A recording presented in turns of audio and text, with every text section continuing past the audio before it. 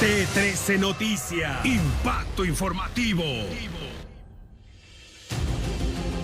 Cobardes delincuentes le dispararon a un motociclista al intentar robar el vehículo. Temblores, 26 sismos en 24 horas, pero solo 3 fueron sensibles. Trágica jornada, fallecidos y heridos sobre el asfalto. Pandemia. A casi 3 años del primer contagio, más de 20,000 personas han perdido la batalla.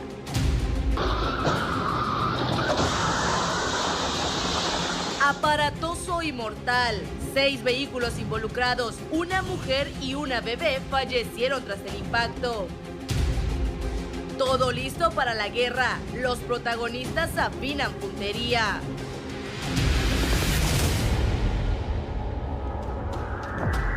Buenas noches y gracias por estar con nosotros. Iniciamos ya una emisión más de T13 Noticias, Impacto Informativo, y vamos con la ampliación de uno de nuestros titulares. Tiene que ver con esa ola de delincuencia que azota suelo guatemalteco. Vamos ahora con el detalle de un intento de asalto que terminó con una persona gravemente herida. Nos ubicamos al norte de la capital.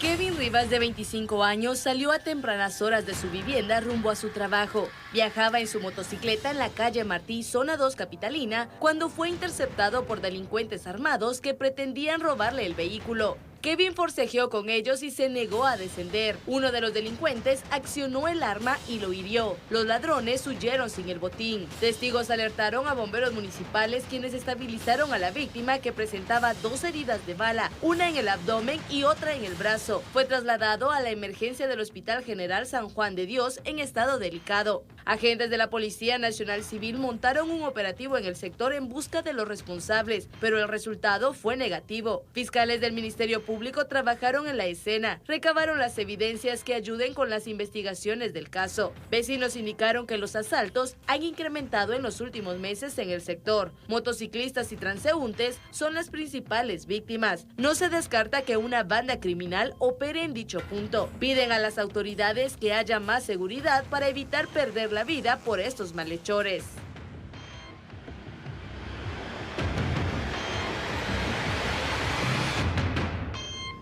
Pasamos a otro tema. Hablamos también de acciones de seguridad por parte de los agentes de la Policía Nacional Civil, que han logrado la captura de un presunto marero salvadoreño que se encontraba resguardado en una vivienda ubicada en el barrio El Triunfo. Es Patulul, jurisdicción de Suchitepeques. Este hombre fue identificado como Melvin Josué Chávez Quintanilla, de 23 años de edad. Es requerido por las autoridades de El Salvador por los delitos de extorsión y homicidio. Personal de migración ya inició con los trámites de rigor para que sea expulsado de Guatemala. Cabe resaltar que en lo que va del año, al menos 10 mareros salvadoreños han sido expulsados de nuestro país. Vamos ahora con información judicial. Lo ponemos al tanto de lo más impactante desde Torre de Tribunales. En un juzgado de mayor riesgo, un fiscal del Ministerio Público pidió que 3 hombres se enfrenten un juicio por trasiego de drogas. Según la investigación, eran integrantes de una organización criminal que realizaba traslados de cocaína vía marítima desde diferentes países sudamericanos. Los 3 fueron capturados en septiembre del 2022 durante un operativo antinarcótico. Un año antes, en mayo de 2021, las fuerzas de seguridad decomisaron más de 600 paquetes de cocaína en 2 buques atrancados en Puerto Quetzal y fueron relacionados con dicha organización. La jueza Eva Recinos analizará la solicitud de la Fiscalía y en una próxima audiencia resolverá si envía a juicio a los señalados. Quienes sí fueron enviados a un debate oral y público son 9 exintegrantes de las patrullas de autodefensa civil señalados de participar en el asesinato de 25 personas en el rancho Bejuco en Baja Verapaz en el año 1982. El juez de mayor riesgo, Juan José Jiménez, resolvió abrir el juicio por el delito de crímenes de lesa humanidad. Según la investigación desarrollada por la Fiscalía de Derechos Humanos del Ministerio Público, los expatrulleros atacaron a las víctimas, entre ellas menores de edad, y luego las ejecutaron. Varios años después de los hechos, la policía y las autoridades montaron un operativo de captura el 2 de febrero del 2022. Cambiamos de tema para hablar de un voraz incendio. También mucha atención a las imágenes, las tiene en pantalla. 2 casas fueron afectadas por este incendio que se reportó en Lo de Carranza, es jurisdicción de San Juan, Zacatepeques. Bomberos voluntarios utilizaron 4.000 galones de agua para controlar la situación y evitar que afectara más residencias. Al menos 15 socorristas trabajaron en el lugar.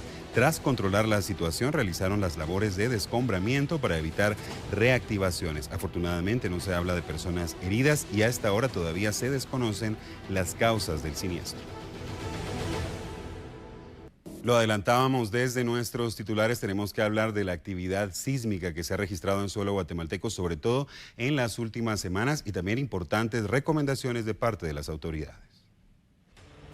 En las últimas 24 horas, INSIBUMEN ha comunicado que 26 sismos se han percibido en el territorio guatemalteco. Los temblores registrados han sido magnitudes significativas. Sin embargo, llama la atención que los lugares con mayor actividad han sido las costas del país. Durante un sismo, si estoy en la casa, ubicarme en una esquina o en el lugar más seguro que yo estime. Si estoy en la calle, procurar alejarme de los postes, de los cables que cruzan las calles o de las vallas de otras edificaciones que pudieran caer.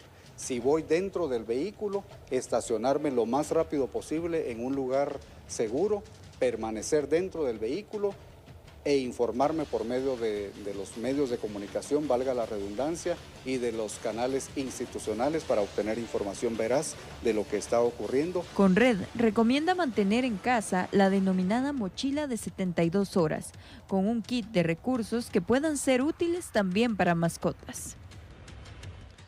Pasamos a otro tema, tenemos que hablar también de migración. Atención también a este caso, ya que Guatemala, nuestro país, ha expulsado este día 42 personas quienes ingresaron ilegalmente al país desde varios puntos. Se trata de salvadoreños, ecuatorianos, peruanos, brasileños, venezolanos, chilenos, haitianos, nigerianos y camerunenses. Las autoridades guatemaltecas se respaldaron en los artículos 64 y 196 del literal F del Código de Migración, que establece la expulsión de personas que de manera irregular ingresan a un país. Los indocumentados fueron enviados a su país de origen y las autoridades del Instituto Guatemalteco de Migración informaron que van a continuar implementando acciones con el fin de regular la situación migratoria en el país. Estas 42 personas fueron sorprendidas durante operativos policiales en distintas carreteras del país. Su objetivo era transitar por Guatemala y desplazarse hacia la frontera con México y posteriormente llegar a los Estados Unidos de Norteamérica. A continuación vamos con un servicio T13. Por favor, mucha atención a esta historia. Es una mujer originaria de Sololá que necesita de nuestra ayuda. Una mujer de la tercera edad que vive en el paraje Buenavista, Pamizabal, del municipio de Santa Lucía Otatlán, Sololá, padece de un tumor cancerígeno en la cara que día a día va deteriorando su salud e impidiendo sus posibilidades de tener una vida normal. Se trata de doña Delfina Anastasia Turcios de López, de 74 años, quien necesita ayuda para que alguna institución pueda ayudarla debido a que son personas de escasos recursos. Me empezó como si un granito se le salió, un chiquito. Después creció poquito a poco. La primera operación fue una cosita chiquita, lo operaron la primera vez. Y la segunda vez creció más, lo operaron. Y después de la operación, de la segunda operación, creció más. La situación empezó, se hinchó, se inflamó más el rostro de mi madre. Pues ella, por el momento, la llevamos con un médico y él nos sugirió que vayamos en Incán, en la Roosevelt. Y por eso ahí nos fuimos directamente. Dinero no tenemos, pero como se nos dijo que fuéramos allá y se hizo lo mejor posible de juntar unos centavitos para llevarlo allá. Y por el momento ya la familia está un poco agotada y no sabemos a qué más gasto viene por delante, porque no se nos ha dicho, sería hasta el 17 de este mes. Si usted desea colaborar, puede comunicarse a los teléfonos 4208-1063 o al 4763-4767 o al número de cuenta que aparece en pantalla. Desde la Tierra de Paisajes Sololá, reporta Mario Guzmán.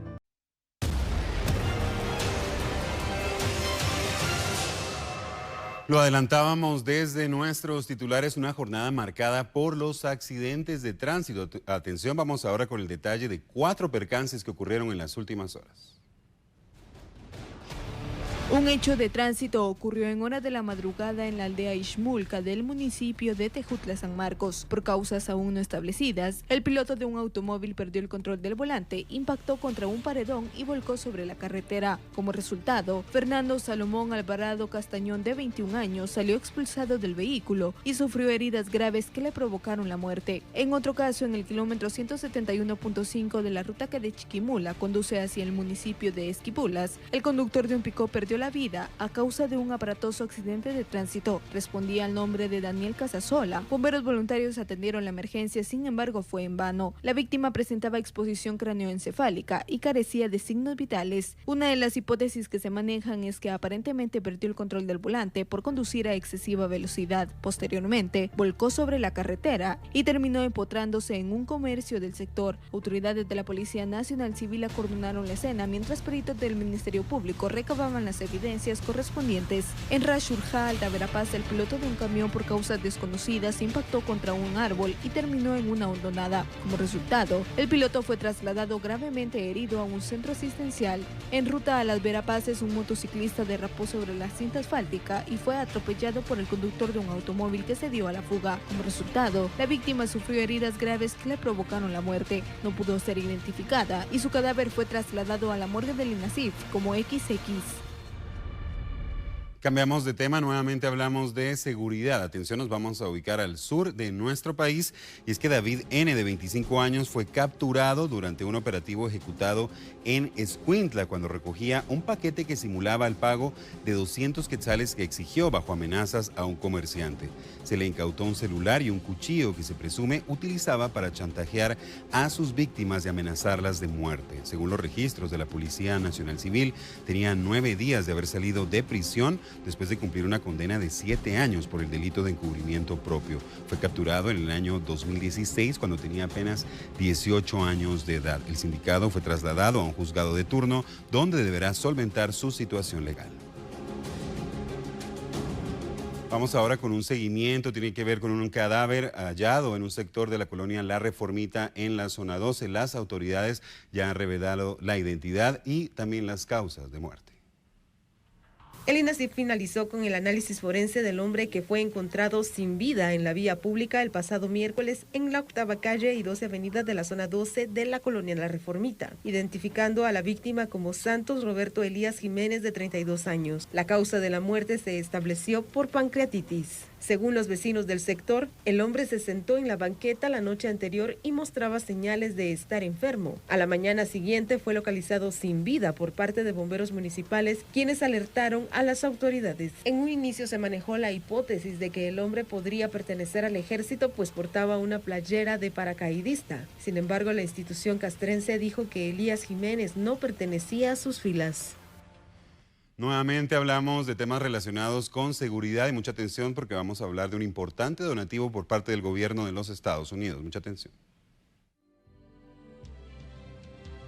Un total de 19 perros donados por Estados Unidos se suman a partir de este jueves al trabajo de detección de drogas, papel moneda, armas, explosivos, dispositivos electrónicos y celulares. Los canes, en su mayoría de la familia de pastor alemán, completaron su entrenamiento de varios meses para así formar un equipo con sus respectivos guías. El entrenamiento se realizó en la Escuela Centroamericana de Entrenamiento Canino de la Subdirección General de Análisis e Información Antinarcótica de la Policía Nacional Civil, ubicada en Barberena, Santa Rosa. Hoy, durante el acto de clausura, participaron las autoridades del Ministerio de Gobernación, Policía Nacional Civil y representantes de la Embajada de los Estados Unidos. Los nuevos agentes realizaron una demostración de sus habilidades en la localización de ilícitos, trabajo que podrán efectuar en puertos, aeropuertos y puestos fronterizos, entre otros ambientes. Asimismo, las autoridades entregaron a los guías sus certificaciones que los facultan para actuar en la detección de ilícitos. En otro tema, las autoridades han hablado de 2 sanciones a 2 diferentes partidos políticos. Mucha atención, ahora le contamos por qué.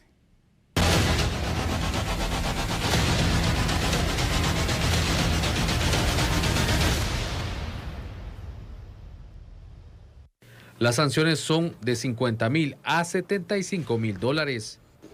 De las que ha sido notificada, les puedo mencionar, ha sido notificada la organización política Viva, en la cual Inspección nos hace el traslado de 3 expedientes, el registro los unifica y le ha sido sancionada con una multa de $75,000.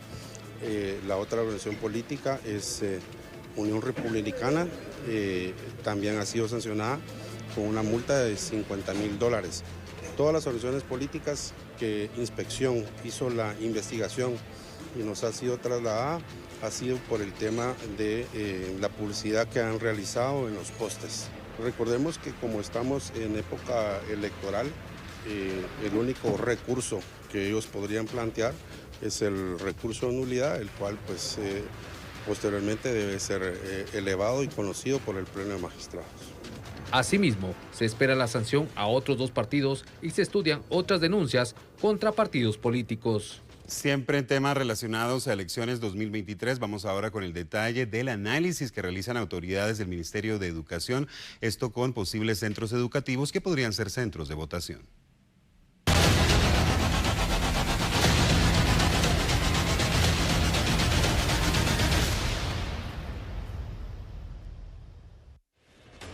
Tras actualizar la lista de establecimientos remozados por el Ministerio de Educación, la titular de la cartera, Claudia Ruiz, señaló que se suman un poco más de 1,000 establecimientos que podrán ser utilizados por el Tribunal Supremo Electoral para centros de votación, por lo que estarán en una reunión para poner a disposición los recursos. Sí, nosotros hemos solicitado una audiencia con la señora Presidente del Tribunal Supremo Electoral para poderle entregar una base de datos actualizada, porque ya le habíamos entregado una el año pasado cuando ellos lo requirieron, pero obviamente ahora tenemos más remozamientos, ¿verdad? Solo en el año pasado trabajamos más de 1,000 remozamientos, tenemos un acumulado de más de 5,000 centros remozados. Acabamos de asignar a 700 escuelas de padres de familia más remozamientos. Entonces, a la fecha, al momento que sean las elecciones, nosotros vamos a tener ya en proceso de ejecución 1,000 centros educativos y un promedio de 10,000 remozados.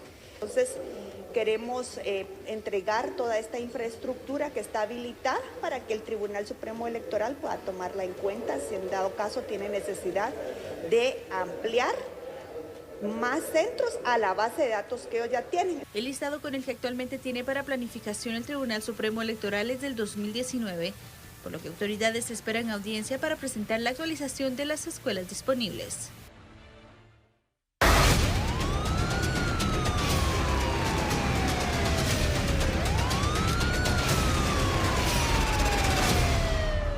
Así es, esa información de última hora tiene que ver con violencia e inseguridad. Hablamos de un ataque armado con saldo trágico. Es el periodista José Martínez quien tiene los detalles desde la zona 21. José, adelante, lo escuchamos. Así es, Pablo, y televidentes de T13 Noticias e Información desde la unidad móvil a esta hora de la noche. Nos hemos trasladado a un sector de la zona 21 que ha sido muy golpeado por la violencia en los últimos días. Vamos a hablar de 2 casos en particular. Uno, el que estamos dando cobertura esta noche, el asesinato de un joven de tan solo 15 años de edad. En estos momentos, Ministerio Público y Policía Nacional Civil procesando la escena del crimen. Vea usted, más de 9 casquillos que han quedado en este lugar. Los asesinos tenían un objetivo claro: acabar con la vida de este hombre, el cual pues ya ha sido identificado a esta hora de la noche como Daniel Alexander Guerra Hernández, de 15 años. La dirección exacta es la 19 Avenida y 10ª calle de la colonia Venezuela, en la zona 21. Hace 8 días exactamente, Pablo y amigo televidente de T13 Noticias, desde este mismo punto les reportamos otro ataque armado. Seguramente usted lo recordará, el piloto de un tuk-tuk asesinado a solo una cuadra de este lugar. Ese lugar ya es jurisdicción de Santa María La Paz, siempre acá en la zona 21 de la ciudad capital. Es una cuadra lo que hay de diferencia. Resulta que en aquella ocasión delincuentes asesinaron al piloto de ese tuk-tuk. Él pierde el control en una bajada, se estrella en contra de un vehículo y del impacto él pues sale por el vidrio delantero del vehículo, sale expulsado. Bomberos municipales llegaron en aquella ocasión, no lograron reanimar sus signos vitales. ¿Por qué hacemos mención de ese caso? Primero, por la ubicación geográfica, estamos a una cuadra del otro incidente. Y segundo, Pablo y amigo televidente, se trata del hermano, escuche usted, del hermano de la persona que está fallecida en este momento. O sea, 2 asesinatos en la misma familia en menos de 9 días. La violencia se ha ensañado en contra de esta familia que pues hoy está nuevamente de luto por la pérdida de otro de sus integrantes, en este caso el muchacho de 15 años, el de hace 8 días tenía 17. Es parte de lo que le podemos reportar, amigo televidente, desde la unidad móvil de T13 Noticias a esta hora de la noche, con imágenes de José Cotzagay. Regreso, Pablo, al estudio central. Lamentable lo ocurrido. Escuchaba usted el detalle entonces con José Martínez de lo ocurrido justamente en la zona 21. También podíamos observar el trabajo de los agentes de la Policía Nacional Civil y también los fiscales del Ministerio Público, la ola de delincuencia que continúa azotando suelo guatemalteco. Vamos ahora con otro tipo de noticias. Afortunadamente también tenemos espacio para las buenas noticias. Y ahora le vamos a presentar la historia del cucurucho escultor. Atención, vamos a conocer la historia de Kevin Arriaga.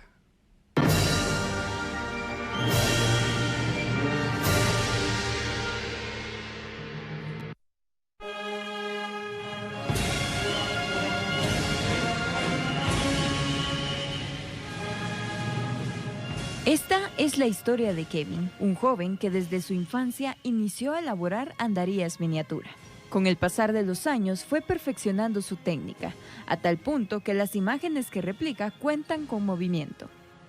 Bueno, parte de mis inicios, me recuerdo yo cuando tenía de 5 a 6 años, me llamó la atención empezar a ver qué materiales usar o intentar replicar alguna imagen de las que salían en las procesiones. De igual forma, el jugar a la procesión, creo yo que la mayoría de cucuruchos y de botas cargadoras lo entenderán. Hacíamos nuestras anditas, juntábamos a algunos primos o algunos amigos e íbamos bien alegres a jugar a la procesión, como comúnmente se le llamaba. Pues iba creciendo y me llamó mucho la atención el ir perfeccionando también los parecidos de las imágenes, ya que pues no se le puede llamar réplica a alguna pieza que quizá no se parece mucho. Entonces me di a la tarea de ir perfeccionando cada detalle, cada parte, en las manos, el detalle del rostro, el detalle de la cruz. A pesar de las pequeñas dimensiones de la imagen, los detalles son impresionantes. En un rostro de 3 centímetros es posible observar que la escultura cuenta con detalles como pestañas y ojos encarnados. El material base es la plasticera, es un material que es plasticina combinada con parafina. También tiene una estructura de madera en la base y hasta los hombros para que pueda darle una movilidad a los brazos. De igual forma varias pinturas, acrílicos, en algunas ocasiones óleos, pátina para la lámina de repujado, que es con lo que están hechos el resplandor y la parte del adorno, igual las alitas. Una manifestación de fe que une a las familias y deja huella en la memoria de muchos, con las tantas tradiciones que se viven en el país.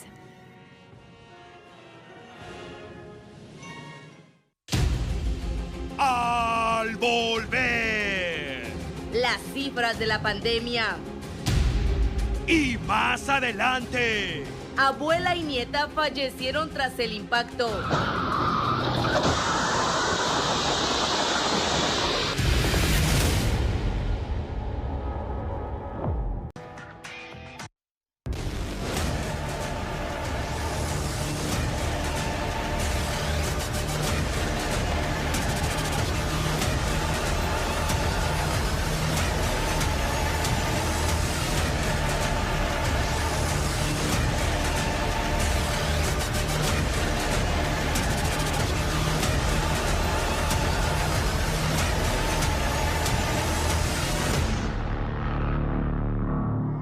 Así es, tiempos de coronavirus. Atención, porque ha llegado el momento para que actualicemos las cifras de la pandemia en suelo guatemalteco. Tiene usted ya en la pantalla estos datos proporcionados por las autoridades de salud. Mucha atención, porque ayer miércoles 1 de marzo del 2023 se realizaron un total de 6.607 hisopados. En la segunda casilla hablamos de la cantidad de nuevos casos registrados en estas últimas 24 horas, 308 nueve casos. Afortunadamente, nuevamente hablamos de un número bajo. Y también, afortunadamente, vea usted las dos siguientes casillas. Amigo televidente, lo veníamos hablando, prácticamente en todas las actualizaciones se reportaban víctimas mortales. Esta es la primera vez en mucho tiempo en la que esta actualización nos muestra que no hay víctimas mortales. El primer cero pertenece a que no hay ninguna persona fallecida en fechas anteriores, y el cero hasta abajo de la pantalla indica que ninguna persona tampoco falleció en las últimas 24 horas. Vamos a presentarle también en la pantalla la situación general de la pandemia. En la parte alta, la primera casilla nos indica la cantidad de casos activos según las autoridades de salud, 1.104. La siguiente casilla, la cantidad de casos confirmados desde el inicio de la pandemia. Recuerde que estamos ya prácticamente a 3 años de ese primer caso confirmado, 13 de marzo del 2020 hasta ayer 1 de marzo del 2023, un total de 1.237.086 contagios. En la siguiente casilla también hacemos referencia a la cantidad de personas que afortunadamente se han recuperado, esto después del contagio, 1.215.806 personas. Y por último, lamentablemente hablamos también de la cantidad de personas que han perdido la vida a causa de complicaciones por COVID-19, 20.176 víctimas mortales. Esta es la situación de la pandemia. Por favor, siga cuidando su vida. Recuerde que también es muy importante obtener el esquema completo de vacunación. Siempre en temas relacionados a la pandemia, vamos a hablar ahora de la nueva normalidad que finalmente se puede respirar en el Hospital Nacional de Huehuetenango. Debido a la pandemia del COVID-19 hubo restricciones para la atención del paciente en la consulta externa del Hospital Regional Jorge Vides Molina, quienes atendieron en un 60%. Sin embargo, durante esta semana las restricciones fueron levantadas. Y esperamos que ya el lunes de la otra semana esté al 100%, ¿verdad? Ya al servicio de toda la población. Pues el único servicio que hasta el momento está pendiente es el de ginecología, y ya de ahí los otros servicios ya están prestando atención para la consulta externa. Sí, algunos puestos de salud, pues ellos estaban funcionando ahora para poder atender a los pacientes. Aquí en el hospital lo que se estaba manejando era de que se le daba seguimiento a los pacientes que habían egresado del hospital.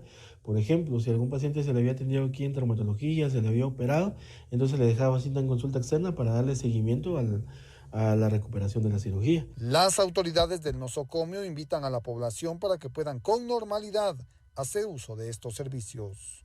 Con imágenes de Víctor López, reporta Daniel Méndez. Al volver. Aparatoso accidente con saldo mortal.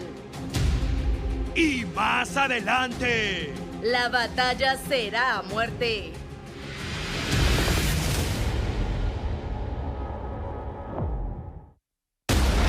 Ahora con información nacional, sin duda una de las noticias más impactantes y lamentables de las últimas horas, lo habíamos adelantado desde nuestros titulares, tiene que ver con un aparatoso accidente de tránsito en jurisdicción de San Juan, Zacatepeques. Lamentablemente, una mujer y una pequeña niña fallecieron.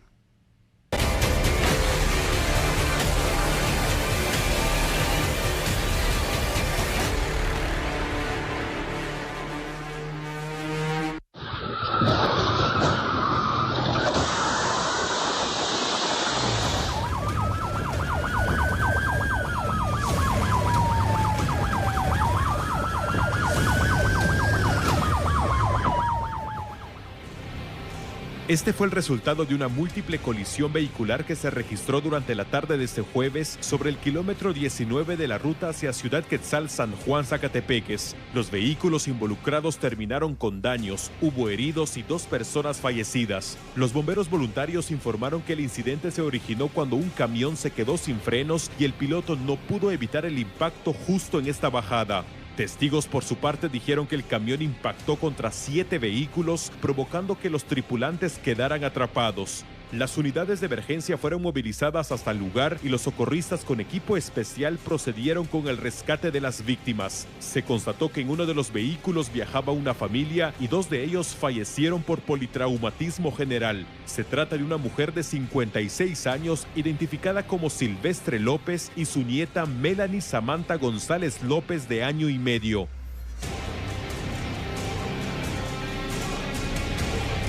Familiares de las víctimas relataron que la mujer retornaba de la capital tras una cita médica. Otras 5 personas fueron trasladadas hacia la emergencia del Hospital General San Juan de Dios. Los bomberos relataron que sufrieron fracturas y laceraciones en distintas partes del cuerpo. El conductor del camión se dio a la fuga, según confirmaron agentes de la Policía Nacional Civil. La escena fue resguardada por los uniformados, mientras fiscales del Ministerio Público efectuaban la diligencia. Una cámara de seguridad ubicada en el sector, a la que tuvo acceso T13 Noticias, muestra el momento en que ocurrió este accidente de tránsito. Las imágenes evidencian el descontrol del camión justo en la bajada y el impacto posterior contra los demás vehículos. Luego de varias horas, los automotores fueron removidos del lugar y trasladados hacia un predio en Ciudad Quetzal. Por este caso se ha abierto una investigación para esclarecer lo sucedido y hacer justicia por esta tragedia en carretera.